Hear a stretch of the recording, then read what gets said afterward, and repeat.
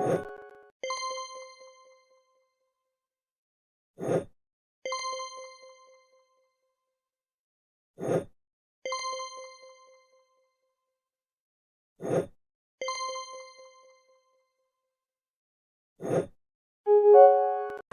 बाबा गुरुजनांच्या संस्कारांच्या नंदादीपात उजळत राहावं.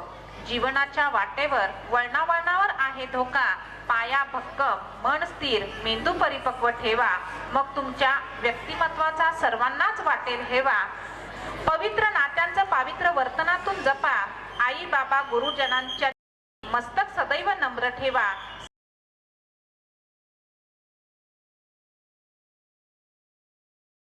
एक एक रुपया बाप बाजूला काढून ठेवत असतो. स्वतः फाटलेली तुटलेली चप्पल घालत, पण पोरीला मात्र चांगले शूज घेऊन देईल. बाप स्वतः फाटलेलं बनियन घालत, पण पोरीला मात्र चांगला ड्रेस घेऊन देईल. बाप सायकलवर कामाला जाईल MIDC, पण पोरीला मात्र चांगलं शाळेत जायला, कॉलेजला जायला गाडी घेऊन देईल, बसचा पास काढून देईल, तिच्या हॉस्टेलची फी भरल. एवढं प्रेम कोण करतं तुमचं? 10 मिनिट जर तुम्हाला शाळेतून यायला उशीर झाला ना, बापाच्या काळजाचा ठेका चुकून जातो. 10 मिनिटात 10 वेळा आईला विचारताय, कुठपर्यंत आली बघ ग, जरा फोन लाव बरं. एवढं प्रेम जगात तुमच्यावर दुसरं कुणी करू शकत नाही. पोरीच्या लग्नात बाप असा फेटा बिटा घालून मिरवत असतो. दिवसभर बापाची मान उंच असते. कन्यादान झालं ना, मग बाप मान खाली घालतो. जावायच्या हातात हात देतो आणि सांगतो, तळ हाताच्या फोडासारखी जपली, सांभाळून घ्या. दिवसभर बापाच्या डोळ्यात थेंब येत नाही, पण पुरीची गाडी एकदा निघून गेली ना, खांबाच्या पलीकडे जाऊन एकटाच रडतो. तो बाप असतो. कधीच बापाची मान शर्मेनं खाली जाईल असं वागायचं. तुमच्या वडिलांना तुमचा अभिमान वाटला पाहिजे. आणि इथं जे पालक आहेत, आई आहेत, वडील आहेत, माझं सगळ्यांना सांगणं आहे, तुमच्या मुलींना शिकवा. त्यांच्या लग्नाची गडबड करू नका. आज आपल्याला भाजी आणायला जायचं म्हणलं तर नवऱ्याला 100 रुपये मागावे लागतात. तुम्ही पण हुशार होतात, पण कुणी सांगणारं नव्हतं, दिशा देणारं नव्हतं, शिक्षणाचं महत्व सांगणारं नव्हतं. आज आई म्हणून तुम्ही तुमच्या लेकीच्या पाठीमागे शिक्षणासाठी खंबीरपणे उभ्या राहा. तिला सांगा, बाई तू शिकली तर कमालीचा आत्मविश्वास तुझ्या जगण्यात येईल आणि हीच गोष्ट तुझं जगणं सुंदर करून टाकेल. आमच्या डोक्यात चांगली जागा मिळाली, 2 रुपये खर्च दे, उडून टाकला बाहेर. करू नका. लग्न तर सगळ्यांचीच करायची आहे, पण ठराविक वयामध्ये त्यांच्या शिक्षणाच्या विषयी थोडंसं पालकांनी गांभीर्याने विचार केला पाहिजे. आणि इथं आजच्या घडीला जर मला कुणी विचारलं ना, परिस्थिती बदलवण्यासाठी कोणतं साधन आहे? एकच साधन आहे पोरांना. तुम्हाला जर तुमची आर्थिक आणि सामाजिक परिस्थिती जर बदलायची असेल, शिक्षण सोडून तुमच्या समोर दुसरा पर्याय उपलब्ध नाही. तुम्हाला शिकावं लागेल, चांगला अभ्यास करावा लागेल, स्वतःला सिद्ध करावं लागेल. मी असं म्हणत नाही की सगळेजण चांगल्या नोकऱ्या मिळवा, उद्योगात या, व्यवसायात या. शेती करायची ना, शेती सुद्धा अशी करा. आता मला तुमचे सर चेअरमन साहेबांची ओळख करून देत होते. ते म्हणले, कधी जर या भागात आलात ना, साहेबांची शेती बघायला या. शेती सुद्धा अशी दणक्यात वाजून करायची ना, 10 गावातली लोक म्हणली पाहिजेत, अरे शेती बघायची तर ते अमुक अमुक याची. कोणत्याही क्षेत्रात जा, पण त्या क्षेत्रामध्ये असं काम करायचं की जगाला हेवा वाटला पाहिजे. काय या मुलानं, काय या मुलीनं काम करून दाखवलं. मी परत परत म्हणतो, उद्योग, व्यवसाय, व्यापार या संदर्भानं ते WWF मध्येच जात असते. चला इकडे लक्ष द्या. मी काय म्हणतो माहितीये, तुम्ही बघा दुबईमध्ये 84-85 पर्यंत दुबईमध्ये फक्त तेलाचे पैसे होते. आज जगातला सगळ्यात बिझिएस्ट एअरपोर्ट दुबई, जगातला सगळ्यात प्रॉफिएस्ट मॉल दुबई. दुबईमध्ये काय होतं रे? दुबईमध्ये फक्त तेलाचे पैसे होते, पण proper utilisation of the resources. आज जगात कुठल्या कुठे निघून गेलं दुबई. ए पाय नीट घडी घाला. तुम्ही लहान बाळ आहात अजून, तुम्ही म्हातारी माणसं आहात का? पाय अवघडले. एका तरी मुलांनी असे पसरवलेत का? ताट बसा, पुढे पहिली रांग सगळी एकदम ताट. मुली तुमच्यापेक्षा छान बसल्या. दुबईमध्ये 84-85 पर्यंत फक्त तेलाचे पैसे होते, पण पोरांनो आज जगातला सगळ्यात बिझिएस्ट एअरपोर्ट दुबई आहे, जगातला सगळ्यात प्रॉफिएस्ट मॉल दुबई आहे. या लोकांकडे असणाऱ्या पैशाचं त्यांनी असं युटिलायझेशन केलं, आज दुबई कुठच्या कुठे निघून गेलं. मग का आम्ही असा थोडासा मोठा विचार करू शकत नाही? का आम्हाला असं वाटत नाही की जगानं पर्यटनाच्या दृष्टीनं भारताकडे आकर्षित झालं पाहिजे? तुम्ही कधी जेजुरीला गेलाय? मी जेजुरीला गेलो होतो. तुमच्यासारखे शाळा कॉलेजमधले काही मुलं मुली तिथं आलेले आणि ते मुलं मुली जेजुरी गडाचे फोटो काढत होते. मी त्यातल्या एकाला विचारलं, अरे फोटो काढून काय करतो? तो म्हटला, दादा किती दिवस बॅनर लावायचे, चलो दुबई, चलो सिंगापूर. म्हटलं मग? म्हटलं मी दुबईत बॅनर लावणार आहे, चलो जेजुरी. दुबईतली लोक जेजुरीत आणतो का नाही बघा म्हटलं. आणि म्हणलं आणून काय करणार? काय नाही म्हणला, खालून वर गडावर त्यांना पाय पाय घेऊन जाणार आणि एकदा का ते घामाघूम झाले मग त्यांना लेक्चर देणार किती कॅलरीज बर्न झाल्या. आणि रात्री म्हणला 2-2 हजार रुपये तिकीट काढून त्यांना जागरण गोंधळ ऐकायला लावतो का नाही बघा म्हटलं. मला हेवा वाटतो या पोरांचा की जी चौकटीच्या पलीकडे जाऊन विचार करतात. वेपर्सचं पॅकेट किती रुपयाला आणता रे? 5 रुपयाला 10 रुपयाला वेपर्सचं पॅकेट मिळतं. बाजारामध्ये बटाटा विकत घ्यायला गेलात 10 रुपये 20 रुपये किलोनं मिळेल. पण वेपर्सचं एक पॅकेट 10 रुपयाला. 10 रुपयाच्या वेपर्सच्या पॅकेटमध्ये 4च वेपर्स असतात, बाकी सगळी हवाच असते. पैसे हवेचे. पोरांनो, तुम्हाला हवा करता आली पाहिजे आणि त्यासाठी अपेक्षित असणारी कौशल्य या वयात तुम्हाला आत्मसात करावी लागतील. बाजारात तुमचं नाणं तुम्हाला वाजवून विकता आलं पाहिजे आणि त्यासाठी तुम्ही जरा डोळे विस्वारून जगाकडे बघा. काळ आणि वेळेनुसार जर तुम्ही बदलला नाहीत, त्याच पाट्या टाकत राहिलात तर आपण मार्केटमध्ये टिकू शकणार नाही. तंत्रज्ञान बदलतंय तसं तुम्हाला बदलावं लागेल. आता हा कॅमेरा कोणत्या कंपनीचा आहे साहेब? पॅनासोनिक. आता कोडॅक बाजारात आहे का? आता कोडॅक बाजारात नाही. आणि एक काळ साहेब फक्त कोडॅकच होता. तुमच्या सगळ्यांचे लग्नाचे अल्बम चेक करा, 100% कोडॅक. आणि त्यात रोल असायचा, म्हणजे नवरा नवरी हार घालायला आणि याचा रोल संपायला. आणि 6-6 महिने अल्बम मिळत नव्हते. फोटोग्राफरला विचारलं ना अल्बमचं काय झालंय, ते म्हणायचं धुवायला दिले. कोणत्या नदीवर जात होतो कोणाच ठेव. आता कोडॅक नाही. केवळ आणि केवळ डिजिटल टेक्नॉलॉजी कोडॅकने स्वीकारली नाही, कोडॅक हद्दपार. माझ्या पिढीनं पहिला फोन जर कोणत्या कंपनीचा घेतलाय आयुष्यात, 3310, 1100, 1600, 100% नोकिया. आता नोकिया नाहीये. अँड्रॉइड टेक्नॉलॉजी नोकियानं स्वीकारली नाही. नोकिया नाही टिकलं बाजारात.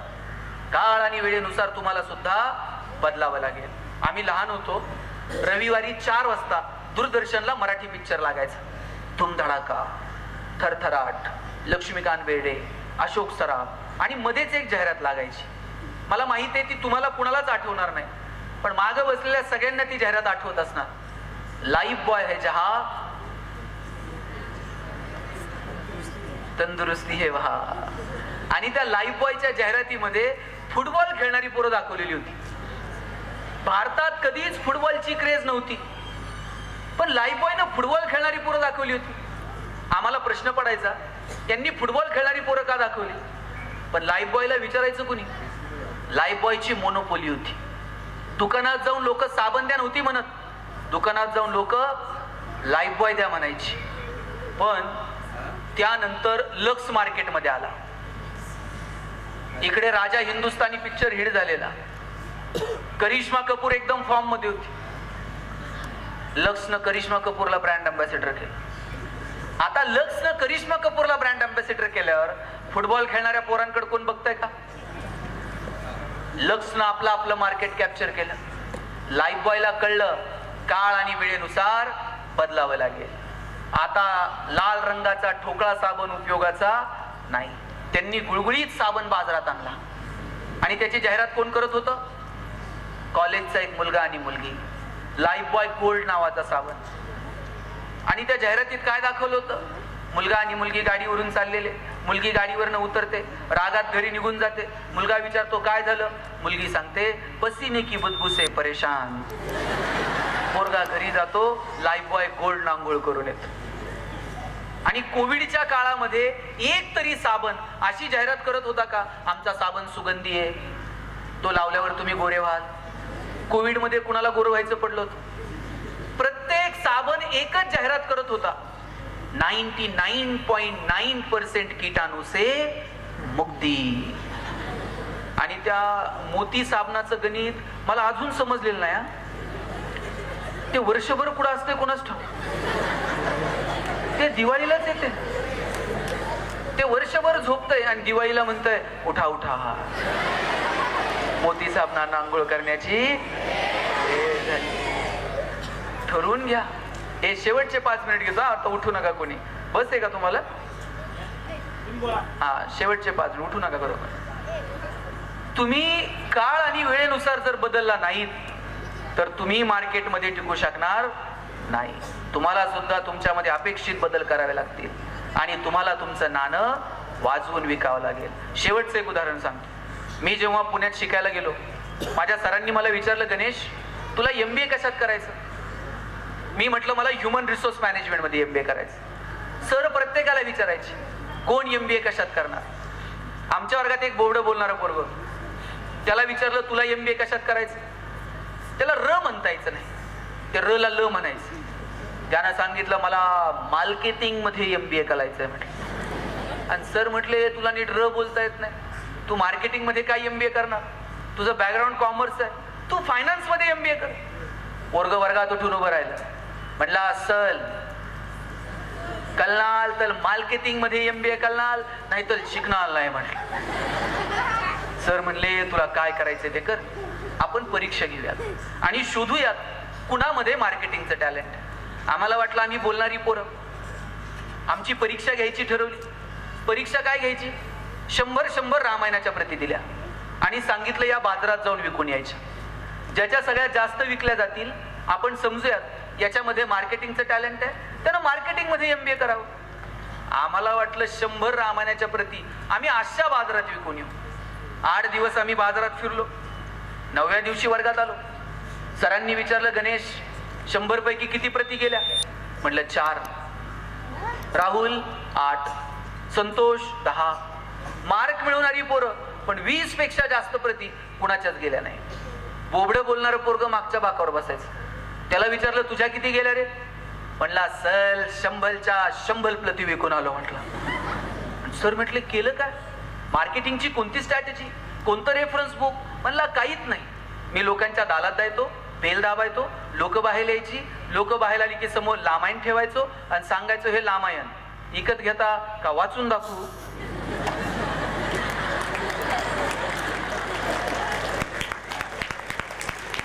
लोक म्हणायची वाचून नको दाखवू, तुझं रामायण विकत घेत. बोबडं बोलणं विकनेस आहे का स्ट्रेंथ आहे? दाबून ठेवला असता तर स्ट्रेंथ ठरला असता का? मनात कोणताही न्यूनगंड बाळगायचा नाही. मला हे जमत नाही, मला हे जमणार नाही, मी हे कसं करू, मला सुविधा नाहीत, अजिबात रडायचं नाही. आता शेवटचे 2 मिनिट ज्या ज्या शिक्षिका इथं बसलेल्या आहेत त्यांच्यासाठी मला 2 मिनिट बोलायचं. मी तुम्हा सगळ्यांना एक प्रश्न विचारतो. तुमच्याकडे जर दूधवाला दूध द्यायला आला, तुमचं लक्ष कशाकडे असतंय? दूधवाल्याच्या मापाकडे लक्ष असतं.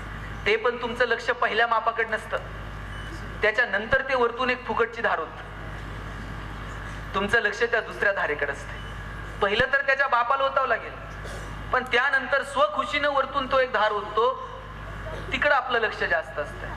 तुम्हाला सिलेबस कंप्लीट करावं लागेल सर, तुम्हाला परीक्षा घ्याव्या लागतील, संस्थेच्या शासनाच्या परिपत्रकानुसार काम करावं लागेल. पण या सगळ्याच्या पलीकडे जाऊन या लेकरांसाठी तुम्ही एक वेगळी धार ओतता का? मला वाटतं याच्याकडे आपलं लक्ष असलं पाहिजे. सिलेबसच्या पलीकडे जाऊन या लेकरांचं जगणं सुंदर व्हावं याच्यासाठी काही आम्ही वेगळं काम करतो का? हा प्रश्न रोज शिक्षकांना स्वतःला विचारला पाहिजे. शिक्षकाच्या आयुष्याची पुंजी काय असते? एवढी ग्रॅज्युएटी, एवढा फंड, एवढी पेन्शन. शिक्षकाच्या आयुष्याची पुंजी ही नसतेच. शिक्षकाला रिटायरमेंट नंतर जर विचारलं पुंजी काय, तर त्याला 10 नावं सांगता आली पाहिजेत किमान. ते परवा विधानसभेत बोललेला पोरगा आहे ना, वर्गात मॉनिटर होता, आज आमदार आहे. ती परवा इंडियन आयडल झालेली पोरगी आहे ना, छान गाणं म्हणायची, मी तिचे सूर ओळखले. परवा तो रणजित खेळलेला पोरगा आहे ना, वर्गात खडूनच स्टंप आखून क्रिकेट खेळत होता, मी त्याला मैदानावरती घेऊन गेलो. अशी 10 नावं तुम्हाला तुमच्या आयुष्यात सांगता आली पाहिजेत. आणि शिक्षका इतकं प्रेम कुणाला मिळतो आयुष्यात? अहो, एखादा अधिकारी होऊ द्या, तो असा लाल दिव्याच्या गाडीतून जात असेल आणि त्याला जर त्याचे शिक्षक दिसले ना, ते थांबतंय आणि पटकन पायाला हात लावतंय. एवढा रुबाब आहे कुणाचा? एवढं प्रेम मिळतं कुणाला? हे प्रेम फक्त शिक्षकाच्या वाट्याला आहे. आणि म्हणून शिक्षक असल्याचा कायम अभिमान बाळगा. मी स्वच्छता अभियानात काम करायचो, शाळेत जाऊन सांगायचो स्वच्छ राहा, अमुक करा, आणि सगळ्या शिक्षकांना सांगायचो हे शासनानं दिलेले स्वच्छतेचे 6 संदेश आहेत, मुलांकडनं पाठ करून घ्या आणि त्यांना तसं राहायला सांगा. त्यात एक संदेश होता, जेवणाच्या अगोदर स्वच्छ हात धुवा. एका मॅडमनं, एका शिक्षिकेनं इतकं मनावर घेतलं, वर्गातल्या त्या प्रत्येक मुलाला सांगायच्या जेवणाच्या सुट्टीत अगोदर हात धु आणि मग जेवण करायचं. सगळ्या वर्गाला त्यांनी हात धुवायला शिकवलं. स्वतः घरून साबण घेऊन यायच्या, मुलांना सांगायच्या, बादली भरून आणायच्या, मग्न पाणी ओतायच्या. प्रत्येक मुलाला त्या शिक्षिकेनं हात धुवायला शिकवलं. एकच पोरगं होतं वर्गात, ते हातच धुवायचं नाही. बाई सगळ्या शाळेत छडी घेऊन त्याच्या मागं पाय, हात धु, त्याच्याशिवाय डबा उघडायचा नाही. इकडून तिकडून ते पोरगं हात धुवायला शिकलं, पण गडबड झाली. ते पोरगं हात धुवायचं आणि बाईंच्या पदरा लिहून पुसायचं. बाई म्हणल्या कुठून पस्तावा झाला आणि याला हात धुवायला शिकवलं. बाई मुख्याध्यापकांकडे गेल्या आणि म्हटल्या, सर सगळा वर्ग आता हात धुतो, एकच पोरगं जरा उन्हाळ आहे, ते पण आता हात धुवायला लागलंय, पण येतंय माझ्या पदराला हात पुसतंय, सगळी साडी खराब करतं. मुख्याध्यापक म्हटले, मॅडम काळजी करू नका, उद्या आपण त्याच्या आईला बोलू. दुसऱ्या दिवशी त्याच्या आईला शाळेत बोलवलं आणि मग मुख्याध्यापकांनी त्या आईला प्रश्न विचारायला सुरुवात केली. आईला विचारलं, का हो तुमचा मुलगा जेवणाच्या अगोदर घरी स्वच्छ हात धुतो का? ती आई म्हटली, एरवी नव्हता धुत, पण 8 दिवस झालेत रोज जेवणाच्या अगोदर स्वच्छ हात धुतो. मग सरांनी विचारलं, आणि पुसतो कुठे? तिथं काही नॅपकिन, रुमाल, टॉवेल काय ठेवलेलं असतं? आई म्हटली, कशाचं टॉवेल आणि काय, रांजणावर हात धुतय आणि माझ्या पदरा लिहून पुसताय. मग मुख्याध्यापकांनी विचारलं, आणखी काही बदल तुमच्या मुलात झालेत का? त्याने आणखी एक बदल झालाय. एरवी मी शेतावर जायला निघाले का मी पदर असा कमरेला खोचून जायचे, आता ते येते म्हणते, आई पदर असा कमरेला खोचायचा नसतो, आमच्या बाई कशा छान पिन करून येतात, तशी पिन बिन करून शेतावर जायचं. एरवी माझे केस कसेही विस्कटलेले असायचे, आंबाडा बिंबाडा बांधून मी जायचे, आता ते येते म्हणते, आई असा आंबाडा नसतो बांधायचा, आमच्या बाई कशा छान विनी बिनी गजरा बिजरा करून येतात, तसं छान टापटीप शेतावरती जायचं. तेव्हा ते सर त्या बाईंना म्हटले, बाई तुम्ही किती नशीबवान आहात, हे पोरग घरी गेल्यानंतर त्याच्या आईमध्ये त्याच्या बाईंना बघतं आणि शाळेत आल्यानंतर त्याच्या बाईंमध्ये त्याच्या आईला बघतं. याच्यापेक्षा काय पवित्र असू शकतं मला सांगा? याच्यापेक्षा सुंदर कोणतं क्षेत्र असू शकतं मला सांगा? तुम्ही चितळे मास्तर नावाचं एक प्रकरण आहे पु ल देशपांडेंचं, सगळ्यांनी ऐकलं असेल. चितळे मास्तर रिटायर झाले आणि सांस्कृतिक भवन उभं करायचं म्हणून आपल्या माजी विद्यार्थ्यांकडे जाऊन देणगी गोळा करत होते. मुंबईमध्ये एका विद्यार्थ्याकडे ते देणगी मागायला गेले. शेवटचं 1 मिनिट रे, इकडे बघा. आणि त्यांची चितळे मास्तरांची एक सवय होती, दुसऱ्या वर्गात जाताना, म्हणजे पहिल्या वर्गात शिकवायला निघाले, दारात चप्पल काढायचे आणि मग आत जायचे, आणि दुसऱ्या वर्गात जाताना चप्पल तिथंच विसरायचे आणि दुसऱ्या वर्गात जायचे. मग एखादा पोरगा ती चप्पल उचलायचा आणि मास्तरांच्या मागं मागं दुसऱ्या वर्गात घेऊन जायचा.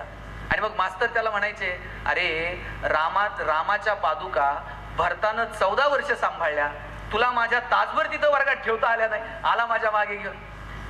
चितळे मास्तरांची ही चपला विसरायची सवय कायम तशीच राहिली.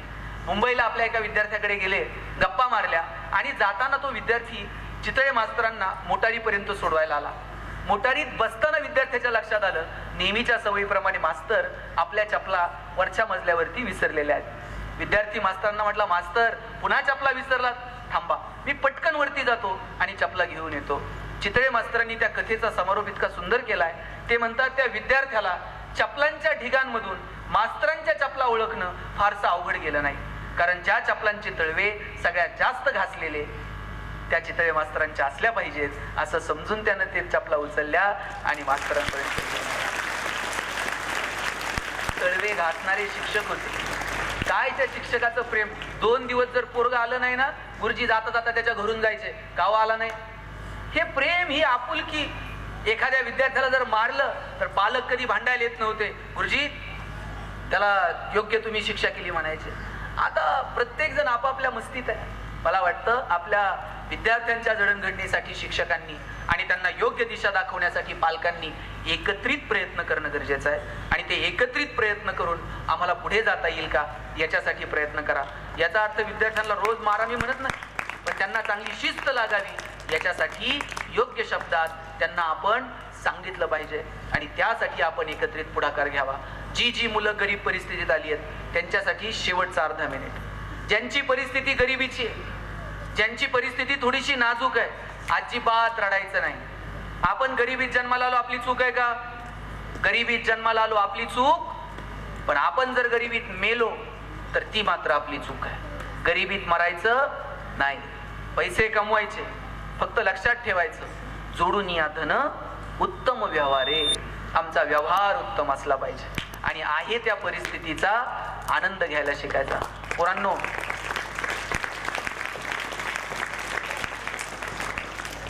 मी ज्या कॉलनीत राहायचो त्या कॉलनीमध्ये सगळ्यांची घरं स्लॅबची होती, फक्त माझं एकटं घर पत्र्याचं होतं. आणि मी माझ्या आईला म्हणायचो, आई सगळ्यांची घरं स्लॅबची आणि आपलं एकटंच पत्र्याचं का? आई म्हणायची, तुझे वडील शिक्षक आहेत म्हणून घर पत्र्याचं. मी म्हणायचो, शासनाचा GR आहे का शिक्षकांनी स्लॅबची घरं बांधायची नाही? आई म्हणायची, तू नशीबवान आहेस, पत्र्याच्या घरात जन्माला आला. मी म्हणायचो, का? ती म्हणायची, बघ घर गरम व्हायला लागलं का तुला कळतं उन्हाळा सुरू झालाय, घर गळायला लागलं का तुला कळतं पावसाळा सुरू झालाय. शेजारच्या स्लॅबच्या घरात उन्हाळा कळत नाही, पावसाळा कळत नाही. खास ऋतूंची ओळख व्हावी म्हणून भूगोल शिकवणाऱ्या तुझ्या बापानं असलं मॉडेल उभं केलंय म्हणायचे. पैसे नव्हते पण आनंद मात्र बरोबर. एका बेंचवर किती जण बसतात रे? आम्ही 3-3 जण बसायचो आणि कर्कटकनं रेष मारून जागा वाटून घ्यायचो. तुझा हात तिकडं का आला, तुझं दप्तर तिकडं काय. शेवटच्या दिवशींनी बाईंनी उभं केलं आणि बाई म्हटल्या, गणेश बेंच इथंच राहतो, आपल्याला फक्त वर्ग सोडून जायचं. तुम्ही ज्या बेंचवर बसताय ना आता त्या बेंचवर कितीतरी विद्यार्थी बसून गेलेत, आपण काही दिवसांचे पाहुणे आहोत. हा माईक चांगला आहे, मला घरी नेता येईल का? या माईकवर आतापर्यंत किती जण बोलले? हजारो लोक बोलले. या पुढेही कितीतरी लोक बोलून जातील. आम्ही मालक नाही आहोत, आपण विश्वस्त आहोत. सांभाळायचं, पुढच्या पिढ्यांच्या हवाली करायचं आणि ज्या दिवशी निरोप येईल त्या दिवशी तिकीट काढायचं आणि निघून जायचं. पण आयुष्यातल्या प्रत्येक क्षणाचा आनंद घ्या, लढा भिडा. अमिताभ बच्चनचं वय किती रे? 80-82 तर आहे. आकाशवाणीमध्ये निवेदक पदाची नोकरी मिळावी म्हणून बच्चन साहेब इंटरव्ह्यूला गेले आणि निवेदक पदाची नोकरी मिळाली नाही का तर आवाज चांगला नाही. आवाज चांगला नाही म्हणून ज्या बच्चन साहेबांची नोकरी नाकारली तेच बच्चन आवाजाच्या जोरावर आज बॉलिवूडचा शहनशाह बनून मिरवतो. का रुबाब आहे? टीव्ही लावा, 10 मिनिटाला आज बच्चन टीव्हीवर आहे. कोण बनेगा करोडपती मधून पैसे कमवायला लावते. मिळवलेल्या पैशातून कल्याण ज्वेलर्स मध्ये जाऊन सोनं खरेदी करायला सांगते. खरेदी केलेलं सोनं मुथूट फायनान्स मध्ये टाकून कर्जही तेच काढायला लावतं आणि कर्जाचे हप्ते फेडताना आले तर नवरत्न तेल पण त्याच्याकडेच. थंडा थंडा. अरे लढलं पाहिजे. आयुष्य खूप सुंदर आहे, त्या सुंदर आयुष्याचा तुम्ही सगळेजण आनंद घ्याल अशी अपेक्षा बाळगतो. तुम्हा सगळ्यांना खूप साऱ्या शुभेच्छा. No once more, no retake for any moment. So please dear friends, keep smiling. Thanks a lot. आयुष्यच एक परीक्षा असते, पावलात अनेक प्रश्नांची उकल करायची असते. अभ्यासात जसं सातत्य असावं तसं वर्तनात अमत्य असावं. मस्तक सदैव नम्र ठेवा. सदाचार, सत्शील आणि विचारांचा मार्ग निवडा. जीवन खरंच सुंदर आहे असा अतिशय बहुमोल असा संदेश या ठिकाणी आपल्याला माननीय प्राध्यापक श्री गणेशजी शिंदे सरांनी दिलेला आहे. धन्यवाद सर.